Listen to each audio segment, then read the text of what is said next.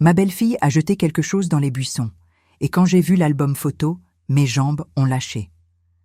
Ce geste furtif que j'ai aperçu par la fenêtre de ma cuisine ce matin-là allait révéler un secret si bouleversant que ma vision de ma famille s'effondrerait en quelques minutes. Anaïs, cette jeune femme blonde de 26 ans que mon fils avait épousée il y a 3 ans, venait de dissimuler quelque chose avec une urgence qui m'avait immédiatement alertée. Son comportement étrange des dernières semaines prenait soudain tout son sens. Je m'appelle Fatou, j'ai 64 ans, et je vis à Lyon depuis mon arrivée du Sénégal il y a 40 ans. Mon défunt mari Mamadou et moi avions construit notre vie ici. Élever nos 3 enfants dans le respect de nos traditions tout en nous intégrant parfaitement à la société française. Mon fils Malik avait rencontré Anaïs lors de ses études d'informatique à l'université. Elle était étudiante en communication, pétillante, drôle, et malgré quelques appréhensions naturelles au début, j'avais fini par l'adorer comme ma propre fille. Du moins, c'est ce que je pensais. Depuis 3 semaines, quelque chose clochait dans le comportement d'Anaïs. Cette jeune femme, habituellement si détendue avec moi, évitait mon regard, écourtait nos conversations téléphoniques quotidiennes et surtout, elle fouillait. Je l'avais surprise plusieurs fois dans mon bureau quand elle venait à la maison, prétextant aider Malik à chercher des documents administratifs. D'autres fois, je la trouvais dans ma chambre, soi-disant pour ranger le linge qu'elle m'avait rapporté du pressing. Chaque fois, elle avait une excuse plausible, mais son malaise était palpable. Cette belle-fille qui m'appelait « Maman Fatou » avec tant de tendresse depuis leur mariage semblait soudain me craindre. Elle qui adorait nos longues discussions sur les différences culturelles, qui me demandait des recettes sénégalaises et qui apprenait même quelques mots de Wolof, devenait distante et nerveuse en ma présence. J'avais d'abord pensé qu'elle traversait une période difficile au travail, ou peut-être qu'elle et Malik avaient des problèmes de couple qu'elle n'osait pas me confier. Le moment décisif était arrivé ce matin de novembre. Malik était parti tôt pour son entreprise de développement web, et Anaïs était passée déposer des courses pour moi, comme elle le faisait chaque semaine depuis la mort de mon mari l'année dernière.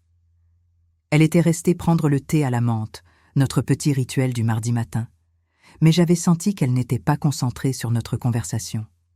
Ses yeux fuyaient constamment vers la fenêtre, comme si elle surveillait quelque chose à l'extérieur. Quand je suis allée préparer le thé dans la cuisine, je l'ai vue par la fenêtre qui donne sur mon jardin. Elle se dirigeait vers les buissons de jasmin au fond, tenant fermement quelque chose de rectangulaire contre sa poitrine.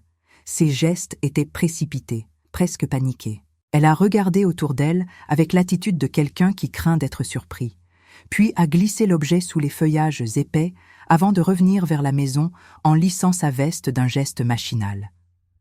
Mon cœur s'est mis à battre la chamade.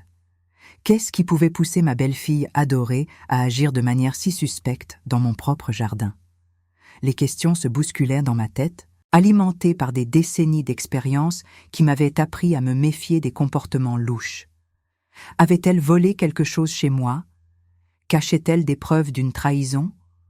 Ou pire, préparait-elle quelque chose contre moi, profitant de ma confiance aveugle? Anaïs est revenue dans le salon avec un sourire forcé, m'expliquant qu'elle avait eu besoin de prendre l'air quelques instants parce qu'elle se sentait légèrement nauséeuse. Sa voix tremblait imperceptiblement, et je remarquai que ses mains étaient agitées de petits tremblements qu'elle tentait de dissimuler en serrant sa tasse de thé. Nous avons continué notre conversation habituelle, mais l'atmosphère avait changé. J'observais chacun de ses gestes, chacune de ses expressions, cherchant des indices sur ce qu'elle me cachait. Vers 11 heures, Anaïs a prétexté un rendez-vous urgent chez son médecin et est partie plus rapidement que d'habitude. Elle, qui prenait toujours le temps de m'embrasser chaleureusement et de me raconter sa semaine, s'est contentée d'un baiser rapide sur la joue avant de filer vers sa voiture. Dès que j'ai entendu le bruit de son moteur s'éloigner dans la rue, je me suis précipitée vers les buissons de jasmin. Mes mains tremblaient en écartant les branches parfumées. Au début, je ne distinguais rien dans l'ombre des feuillages. Puis mes doigts ont touché quelque chose de dur et lisse. J'ai tiré délicatement et j'ai découvert un album photo que je n'avais jamais vu auparavant. La couverture était en cuir marron foncé, visiblement ancienne, avec des coins renforcés de métal doré. il n'y avait aucune inscription visible sur la première de couverture. J'ai ouvert l'album avec appréhension et dès la première page, mes jambes se sont littéralement dérobées sous moi. Je me suis écroulée sur le petit banc de fer forgé que Mamadou avait installé sous le jasmin, l'album serré contre mon cœur qui battait à tout rompre. Ce que je venais de découvrir était si incroyable, si impossible, que j'avais du mal à accepter la réalité de ce que mes yeux me montraient. Si cette découverte vous intrigue déjà, abonnez-vous à la chaîne parce que ce qui va suivre va vous bouleverser complètement. La vérité que contenait cet album allait non seulement changer ma perception d'Anaïs pour toujours, mais révéler un secret de famille que je n'aurais jamais imaginé possible. Les photos que j'ai trouvées ce jour-là m'ont montré que ma belle-fille cachait effectivement quelque chose, mais la réalité était infiniment plus complexe et émouvante que tous mes soupçons réunis. Les premières photos de l'album m'ont littéralement coupé le souffle. C'étaient des images de ma jeunesse au Sénégal que je n'avais pas vues depuis des décennies. Moi, à 15 ans dans notre concession familiale, à Thiès, portant mon plus beau boubou bleu pour la Tabaski. Moi, à 18 ans le jour de mon baccalauréat, radieuse devant le lycée Lamine Gueye de Dakar. Moi, à 20 ans dans l'avion qui m'emmenait en France pour mes études d'infirmière, le visage mélangé d'excitation et d'appréhension. Ces photos, je les croyais perdues à jamais depuis l'inondation qui avait ravagé notre appartement de Villeurbanne en 1995. J'ai tourné les pages avec des mains tremblantes, découvrant des clichés de mes parents que je n'avais jamais vus. Mon père en grand boubou blanc, tenant fièrement mon diplôme d'infirmière qu'il avait fait encadrer dans notre salon de Thiès. Ma mère, avec ses plus beaux bijoux en or, souriant devant la photo de mon mariage avec Mamadou qu'elle gardait sur sa commode. Comment Anaïs avait-elle pu se procurer ces images? Qui avait eu accès à ces souvenirs intimes de ma famille restée au Sénégal? Mais le plus troublant, c'étaient les photos récentes d'Anaïs elle-même. Des clichés que je ne l'avais jamais vue prendre, la montrant dans des lieux que je ne reconnaissais pas.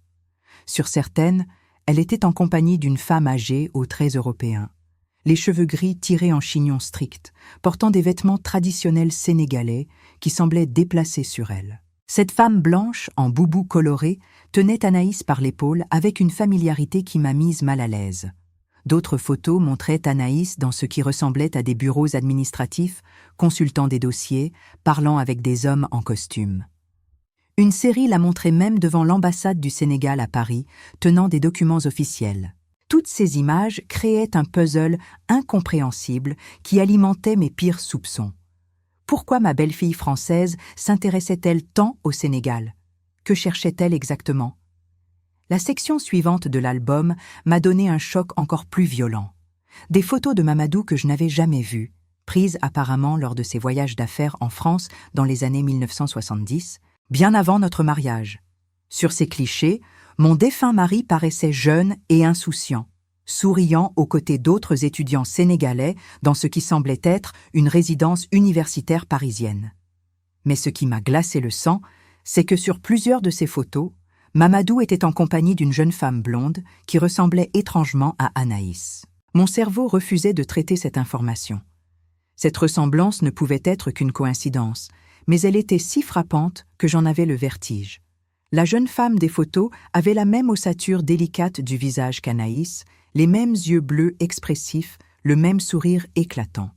Sur une des images, elle et Mamadou se tenaient par la main devant la tour Eiffel, visiblement très proches. Au dos de la photo, une écriture que je ne reconnaissais pas. Mamadou et Brigitte, Paris 1978, notre dernier jour ensemble. Brigitte. Ce prénom ne me disait rien, et pourtant Mamadou ne m'avait jamais parlé d'une relation sérieuse avant moi. Nous nous étions mariés en 1982, 4 ans après la date inscrite sur cette photo, et il m'avait toujours assuré que j'étais son premier grand amour. Découvrir l'existence de cette Brigitte me bouleversait, mais ce qui m'inquiétait davantage était sa ressemblance troublante avec Anaïs. Les pages suivantes ont révélé d'autres éléments perturbants. Des photos d'Anaïs dans notre propre maison, mais prises à des moments où j'étais absente. Elle fouillait effectivement mes tiroirs, mon bureau, mes placards, comme je l'avais soupçonné. Sur certaines images, elle tenait des documents que je reconnaissais, les papiers d'identité de Mamadou, nos certificats de mariage, les actes de naissance de nos enfants. D'autres la montraient en pleurs, assise par terre dans mon salon, entourée de lettres éparpillées que je gardais dans ma boîte à souvenirs. Ces photos confirmaient que mes soupçons récents étaient justifiés, mais elles soulevaient plus de questions qu'elles n'apportèrent de réponses. Qui prenait ces clichés? Pourquoi documenter les fouilles d'Anaïs? Et surtout, que cherchait-elle dans mes affaires personnelles? L'idée qu'elle puisse être liée d'une manière ou d'une autre à cette mystérieuse Brigitte me terrorisait. Vers le milieu de l'album, j'ai trouvé une série de documents photocopiés qui m'ont fait froid dans le dos. Des extraits d'actes de naissance, des copies de passeports, des relevés bancaires. Tous concernaient Mamadou, mais aussi cette Brigitte dont j'ignorais l'existence. Le plus troublant était un document de reconnaissance de paternité daté de 1979, signé par Mamadou et concernant une enfant née de Brigitte Moreau. Le nom de cet enfant m'a fait vaciller, Anaïs Moreau. Mon cœur s'est arrêté de battre. Anaïs portait le nom de jeune fille de sa mère, mais je n'avais jamais fait le rapprochement avec cette Brigitte des photos. Et si Anaïs était la fille de Mamadou? Et si mon mari avait eu un enfant avec cette femme avant notre mariage? Cela expliquerait pourquoi elle fouillait mes affaires, pourquoi elle s'intéressait tant à nos documents familiaux. Peut-être cherchait-elle des preuves de sa filiation, des droits sur l'héritage de son père biologique. Cette hypothèse me révoltait autant qu'elle me terrifiait. Anaïs aurait-elle épousé Malik en sachant qu'il était son demi-frère? L'idée était si monstrueuse que je refusais d'y croire. Pourtant, les documents semblaient formels. La date de naissance correspondait, le nom de la mère aussi. Et cette ressemblance physique entre Brigitte et Anaïs ne pouvait plus être ignorée. Les dernières pages de l'album contenaient des photos récentes d'Anaïs avec la femme aux cheveux gris que j'avais vue au début. Mais maintenant, je réalisais que cette femme était Brigitte, vieillie de 40 ans. Sur ces clichés, elle se tenait devant la tombe de Mamadou au cimetière de Villeurbanne. Brigitte portait un boubou noir de deuil, et Anaïs pleurait en déposant des fleurs blanches sur la sépulture de mon mari. La dernière photo m'a achevée. Elle montrait Anaïs tenant une lettre manuscrite, les yeux rougis par les larmes. Au dos de l'image, ces mots qui m'ont transpercé le cœur. Anaïs lit la dernière lettre de son père, celle qu'il n'a jamais eu le courage d'envoyer. Mon sang n'a fait qu'un tour. Mamadou avait écrit à sa fille, il connaissait son existence et ne m'en avait jamais parlé. Pendant toutes ces années de mariage, il avait gardé le secret sur cet enfant qu'il avait eu avant moi. Avez-vous déjà découvert qu'un proche vous avait caché un secret de cette ampleur?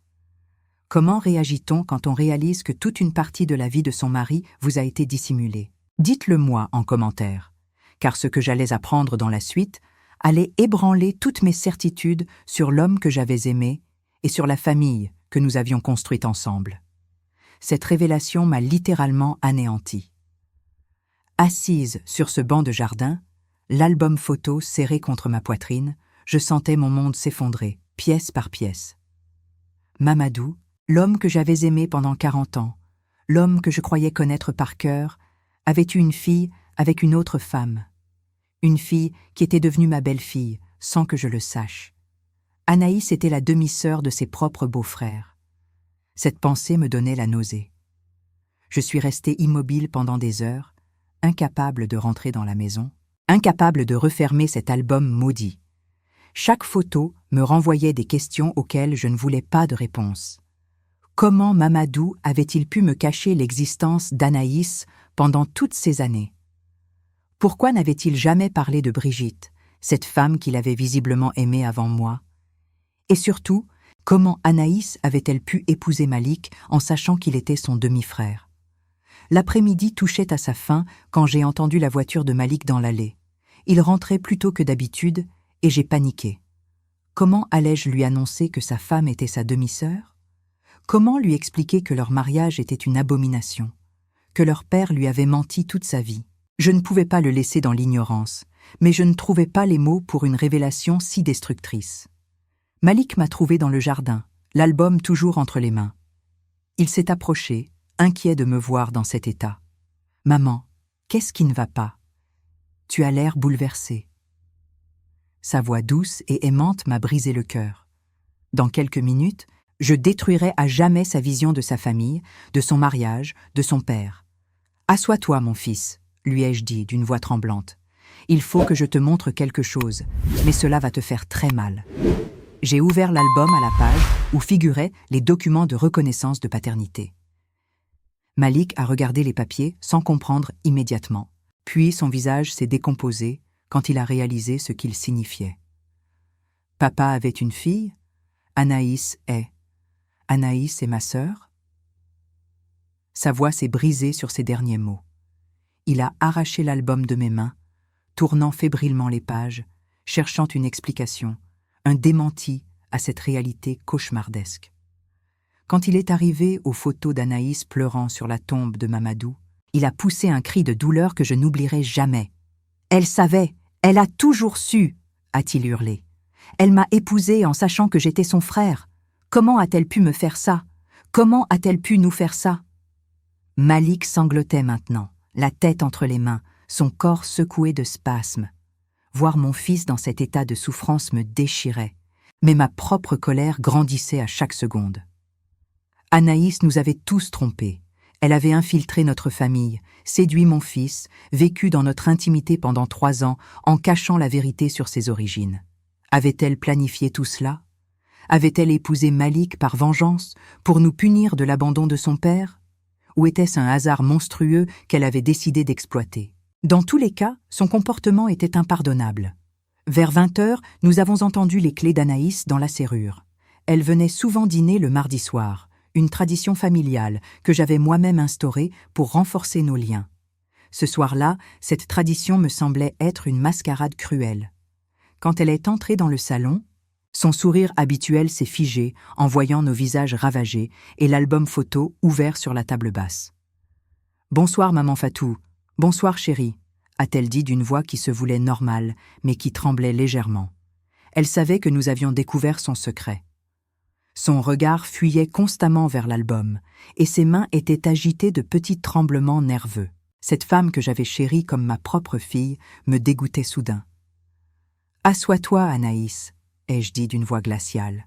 « Nous avons des choses à discuter. » Elle s'est exécutée, le visage blême, les yeux brillants de larmes contenues. « Dis-nous la vérité. Depuis quand sais-tu que Mamadou était ton père ?» Ma question directe l'a fait sursauter, et elle a éclaté en sanglots. « Je l'ai appris il y a 6 mois, a-t-elle avoué entre 2 hoquets. Maman Brigitte était mourante, elle voulait me dire la vérité avant de partir. Elle m'a montré les lettres que papa Mamadou lui envoyait, les photos qu'ils avaient prises ensemble. Je n'avais jamais su qui était mon père biologique. Ces explications ne faisaient qu'attiser ma fureur. Et tu as décidé de nous mentir, de continuer à vivre avec Malik en sachant que c'était ton frère?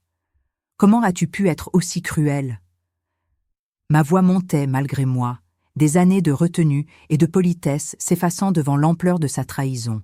« Je ne savais pas comment vous le dire, » a-t-elle plaidé. « J'étais déjà mariée avec Malik depuis 2 ans quand j'ai appris la vérité. Comment pouvais-je détruire notre bonheur? Comment pouvais-je avouer que notre mariage était... Elle n'arrivait pas à prononcer le mot « incestueux », mais nous savions tous qu'il flottait dans l'air. Malik s'est levé brusquement, le visage déformé par la rage et la douleur. « Tu aurais dû nous le dire immédiatement? Tu as continué à partager mon lit, à faire l'amour avec moi, à planifier notre avenir ensemble en sachant que nous étions frères et sœurs. Tu es monstrueuse. » Il tremblait de tous ses membres, et j'ai cru un instant qu'il allait la frapper. « Je vous aime tous les deux, » a crié Anaïs. « C'est pour ça que je ne pouvais pas vous faire du mal. Maman Fatou, vous étiez devenue ma vraie mère. Et Malik, je l'aime plus que ma propre vie. Comment pouvais-je détruire notre famille ?» Ces paroles me révoltaient. Elle parlait d'amour alors qu'elle nous avait tous manipulés et trompés. « Tu n'es plus notre famille, » ai-je déclaré d'une voix de marbre. « Tu n'es plus ma fille. Je ne veux plus jamais te voir dans cette maison. Prends tes affaires et pars, immédiatement. » Ma sentence était sans appel. Cette femme qui avait souillé notre foyer, qui avait abusé de notre confiance, qui avait détruit l'innocence de mon fils, ne méritait plus notre amour. Si cette trahison vous révolte, abonnez-vous pour soutenir ces témoignages. Comment une personne peut-elle vivre avec un tel mensonge? Comment peut-on regarder ses proches en face en sachant qu'on les trompe de manière aussi fondamentale? La suite de cette histoire allait me montrer que même dans les moments les plus sombres, la vérité peut parfois réserver des surprises qui changent tout. Anaïs s'est levée en titubant, le visage ravagé par les larmes. Elle a ramassé son sac d'une main tremblante, nous regardant une dernière fois avec une expression de douleur si profonde que j'ai failli fléchir. Mais ma colère était plus forte que ma compassion. Cette femme avait détruit ma famille, et aucune justification ne pourrait jamais excuser ce qu'elle nous avait fait subir. « Attendez », a-t-elle murmuré en se dirigeant vers la porte. « Il y a autre chose que vous devez savoir, dans l'album. Il y a une lettre de papa Mamadou, une lettre qu'il m'avait écrite mais qu'il n'a jamais envoyée. Maman Brigitte l'a gardée pendant toutes ces années. Elle a sorti une enveloppe jaunie de son sac et l'a posée sur la table avant de partir sans un mot de plus. Malik et moi sommes restés figés pendant de longues minutes après son départ. Cette lettre nous narguait, posée là comme une ultime révélation. J'avais peur de l'ouvrir, redoutant ce qu'elle pourrait nous apprendre de plus sur les mensonges de Mamadou. Mais la curiosité était plus forte que ma crainte. D'une main tremblante, j'ai décacheté l'enveloppe. L'écriture de Mamadou, que je reconnaissais entre toutes, dansait sur le papier jauni. La lettre était datée de 1995, soit 3 ans seulement après notre mariage. « Ma chère Anaïs, commençait-il, si tu lis cette lettre un jour, c'est que ta maman Brigitte aura trouvé le courage que je n'ai jamais eu de te parler de moi. » Les premières lignes expliquaient pourquoi il avait abandonné Brigitte et leur enfant. J'étais jeune, effrayée, et mes parents au Sénégal me pressèrent de rentrer pour un mariage arrangé. Quand Brigitte m'a annoncé qu'elle était enceinte, j'ai paniqué. J'ai eu honte de ma lâcheté, mais j'ai fui au lieu d'assumer mes responsabilités. Je regretterai ce choix jusqu'à mon dernier souffle. La suite de la lettre révélait quelque chose d'inattendu. Mamadou expliquait qu'il avait essayé de retrouver Brigitte et Anaïs plusieurs fois au cours des années, mais qu'elles avaient déménagé sans laisser d'adresse. J'ai engagé un détective privé en 1985, puis en 1990. À chaque fois, je n'ai trouvé que des pistes mortes. Brigitte avait changé de nom. Peut-être s'était-elle mariée. J'ai cherché ma fille partout, espérant pouvoir lui demander pardon et réparer mes erreurs. Cette révélation m'a ébranlée. Mamadou avait donc cherché à retrouver sa fille. Il n'avait pas simplement oublié son existence comme je l'avais cru. La lettre continuait. « Fatou ne sait rien de ton existence, et cela me ronge chaque jour. J'ai voulu lui en parler 1000 fois, mais comment avouer à la femme qu'on aime qu'on a abandonné un enfant? Comment lui dire qu'on a été un lâche avant d'apprendre à être un homme? » Je sanglotais maintenant, réalisant la torture que Mamadou avait dû vivre pendant toutes ces années. Porter un tel secret, chercher sa fille en silence, vivre avec la culpabilité de l'avoir abandonnée. Malik lisait par-dessus mon épaule, et je sentais qu'il était aussi bouleversé que moi par ces révélations. La lettre prenait ensuite un tournant qui allait changer toute ma perception de la situation. « Ma chère Anaïs, il faut que je te dise quelque chose d'important. En 1993, j'ai enfin retrouvé ta trace. Tu vivais à Villeurbanne avec ta mère adoptive, car Brigitte était décédée dans un accident de voiture quand tu avais 12 ans. J'ai voulu te contacter, mais tu semblais heureuse dans ta nouvelle famille. Comment pouvais-je débarquer dans ta vie et tout bouleverser? Brigitte était morte. Alors la femme aux cheveux gris sur les photos récentes, ce n'était pas la mère biologique d'Anaïs. Qui était-elle alors? La lettre apportait la réponse. J'ai appris que tu avais été adoptée par Suzanne Moreau, la sœur de Brigitte. Cette femme admirable t'a élevée comme sa propre fille après la tragédie. Je l'ai observée de loin, et j'ai vu qu'elle t'aimait sincèrement. Comment aurais-je pu détruire ce bonheur pour satisfaire mes propres remords? Mamadou avait donc surveillé Anaïs à distance pendant des années, s'assurant qu'elle était heureuse sans jamais intervenir. J'ai pris une décision difficile. Je t'aiderai financièrement en secret, sans jamais révéler mon identité. Suzanne ne l'a jamais su, mais c'est moi qui ai payé tes études, tes frais médicaux et même une partie de ton appartement quand tu as eu 18 ans. Cette révélation m'a coupé le souffle. Les dépenses diverses que Mamadou inscrivait dans nos comptes, ces sommes que je n'arrivais jamais à expliquer. C'était pour sa fille. Pendant 20 ans, il avait subvenu aux besoins d'Anaïs sans que ni elle ni moi le sachions. Mon mari avait été un père responsable, mais dans l'ombre. La fin de la lettre était encore plus bouleversante. « Anaïs, j'aimerais te rencontrer, t'expliquer mes erreurs, te demander pardon. Mais je comprends que tu puisses me haïr pour t'avoir abandonné. Si tu veux me voir, écris-moi à l'adresse ci-dessous. Si tu préfères que je reste un étranger, je respecterai ton choix. Sache juste que pas un jour ne passe sans que je pense à toi et que je regrette ma lâcheté de jeunesse. Ton père qui t'aime, Mamadou Diallo. » Encore. Une adresse était écrite en bas de la lettre. Une boîte postale que je ne connaissais pas. Mamadou avait créé une adresse secrète dans l'espoir qu'Anaïs lui écrirait. Mais visiblement, elle n'avait jamais reçu cette lettre, puisque Brigitte était déjà morte et que sa sœur Suzanne ignorait l'existence de Mamadou. « Maman » a murmuré Malik d'une voix brisée. Anaïs ne savait vraiment pas. Elle a découvert l'existence de papa seulement quand Suzanne était mourante. Et nous l'avons chassée comme une criminelle, alors qu'elle était aussi victime que nous de cette situation. La culpabilité commençait à remplacer ma colère. J'ai repensé aux derniers mois, au comportement étrange d'Anaïs, à ses fouilles dans mes affaires. Elle ne cherchait pas à nous nuire. Elle essayait de comprendre qui était son père, de reconstituer l'histoire de ses origines. Elle fouillait mes documents pour trouver des traces de Mamadou, des explications à ses questions. Et moi, je l'avais soupçonnée de vouloir me voler. « Il faut qu'on la retrouve », ai-je dit soudain. « Il faut qu'on lui présente nos excuses. Cet enfant a perdu sa mère biologique très jeune. Sa mère adoptive vient de mourir. Et maintenant, nous l'avons rejetée. Elle n'a plus personne au monde. » La honte me submergeait. Comment avais-je pu être aussi cruelle envers une jeune femme qui souffrait déjà tant? Nous avons passé la nuit à chercher Anaïs partout. Ses amis ne savaient pas où elle était, sa mère adoptive étant décédée, elle n'avait plus de famille proche. Malik s'en voulait terriblement d'avoir réagi si violemment, et moi, je me détestais d'avoir été si dure avec cette jeune femme qui ne méritait que notre compassion. Vers 3 heures du matin, épuisés par nos recherches, nous avons décidé de rentrer et d'attendre qu'elle nous contacte. C'est alors que j'ai repensé à l'album photo. Qui l'avait constitué? Qui avait pris toutes ces photos d'Anaïs fouillant ma maison? En y réfléchissant, je me suis souvenu d'avoir vu plusieurs fois une femme âgée dans le quartier ces dernières semaines. Elle promenait un petit chien blanc et semblait s'attarder devant notre maison. Cette femme aux cheveux gris que j'avais aperçue sur les photos avec Anaïs. C'était forcément Suzanne, sa mère adoptive.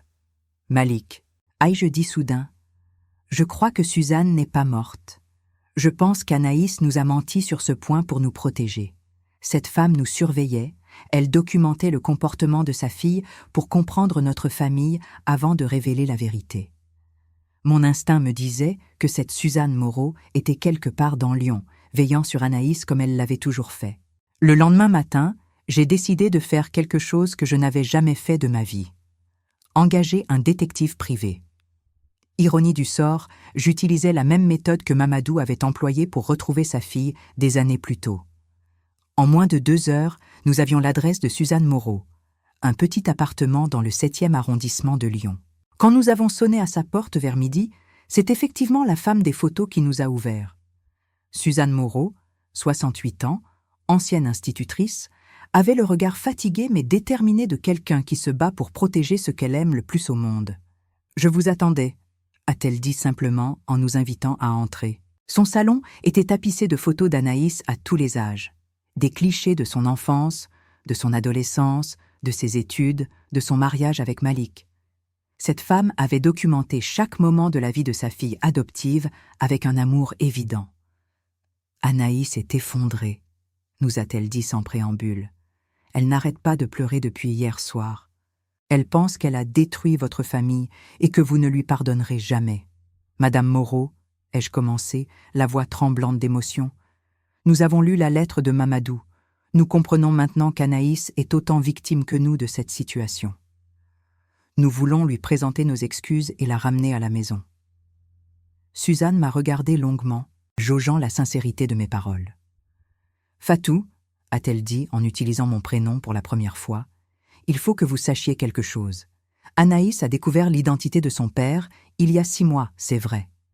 mais elle n'a pas appris du jour au lendemain qu'elle était la fille de votre mari. Cette découverte s'est faite progressivement, et elle a vécu un véritable calvaire. Suzanne nous a alors raconté l'histoire complète. Quand elle avait senti sa fin approcher à cause d'un cancer, elle avait décidé de révéler à Anaïs l'existence des lettres et des photos que sa sœur Brigitte lui avait léguées. Au début, Anaïs était juste curieuse de connaître l'identité de son père. Nous avons fait des recherches ensemble et nous avons découvert que Mamadou Diallo vivait à Lyon avec sa famille. Quand Anaïs a réalisé qu'elle connaissait déjà cette famille, a continué Suzanne, quand elle a compris qu'elle était mariée avec le fils de son père biologique, elle a fait une dépression nerveuse. Elle a été hospitalisée pendant 15 jours l'été dernier. Vous vous souvenez? Elle vous avait dit qu'elle était partie en vacances chez une cousine? Je me souvenais parfaitement de cette période. Anaïs nous avait effectivement parlé de vacances familiales, mais elle était revenue amaigrie et silencieuse. Nous avions attribué son état à la fatigue du voyage, sans imaginer qu'elle traversait la crise la plus grave de sa vie. Elle voulait vous dire la vérité, a poursuivi Suzanne, mais elle était terrorisée à l'idée de détruire votre bonheur. Elle vous aimait tellement tous les deux qu'elle préférait souffrir en silence plutôt que de vous faire du mal. Malik sanglotait maintenant ouvertement. « Elle nous protégeait », a-t-il murmuré. « Elle nous protégeait en se sacrifiant. » Sa douleur était palpable. Et je comprenais qu'il réalisait enfin l'ampleur de l'amour que sa femme lui portait. Anaïs avait choisi de vivre avec ce terrible secret plutôt que de briser leur couple et notre famille. « Il y a autre chose », a ajouté Suzanne. Anaïs avait pris une décision. Elle comptait divorcer discrètement et partir vivre à l'étranger sans jamais vous révéler la véritable raison. Elle préférait que vous pensiez qu'elle ne vous aimait plus plutôt que de vous imposer cette vérité insupportable.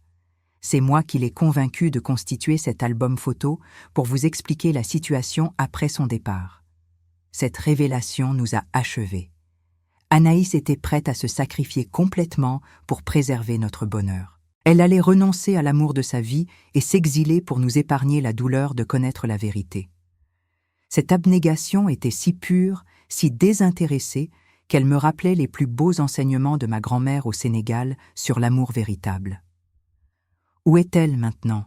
ai-je demandé. « Je veux la voir, lui dire que je regrette mes paroles d'hier. » Suzanne a hésité un moment, puis nous a expliqué qu'Anaïs était partie se recueillir sur la tombe de Mamadou.